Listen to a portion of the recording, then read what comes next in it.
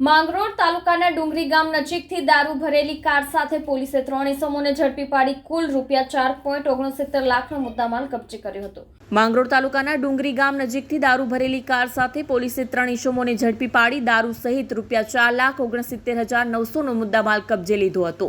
Police મહાનિરીક્ષક Premvirsinh, Surat જિલ્લા police વડા હિતેશ જોઈસર અને વિભાગીય નાયબ પોલીસ અધિક્ષક BK વનાર દ્વારા દારૂની બદીને નાસ્તનાબૂદ કરવા માટેની સૂચના પોલીસને આપવામાં આવી હતી, જેના આધારે માંગરોળ પોલીસ સ્ટેશનના PI MH સોલંકી દ્વારા અલગ અલગ ટીમો બનાવી કામગીરી શરૂ કરવામાં આવી હતી।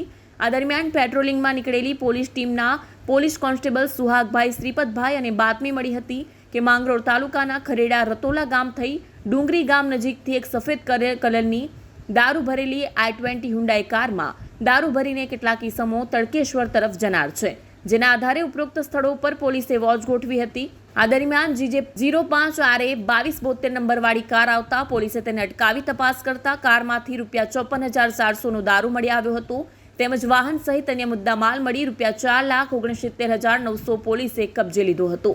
આરોપીઓ બિપિન ઉર્ફે કાલુ ધીરુ વસાવા, રહે ભમાડિયા ગામ, તાલુકો વાલિયા, જિલ્લો ભરૂચ, નિલેશ ભૂપેન્દ્ર ગામિત, રહે ભમાડિયા ગામ, હોલા, કોતરફળિયું, તાલુકો વાલિયા, જિલ્લો ભરૂચ, પ્રકાશ ઉર્ફે પકો ગણેશ વસાવા, રહે મોટીફળી ગામ, તાલુકો માંગરોળ, જિલ્લો સુરતની ઝડપી પાડવામાં આવ્યા હતા। જ્યારે આ ગુનામાં સંડોવાયેલ મુકેશ બાલુ વસાવા, રહે જામણિયા ગામ, તાલુકો વાલિયા, જિલ્લો ભરૂચને વોન્ટેડ જાહેર કરવામાં આવ્યો છે।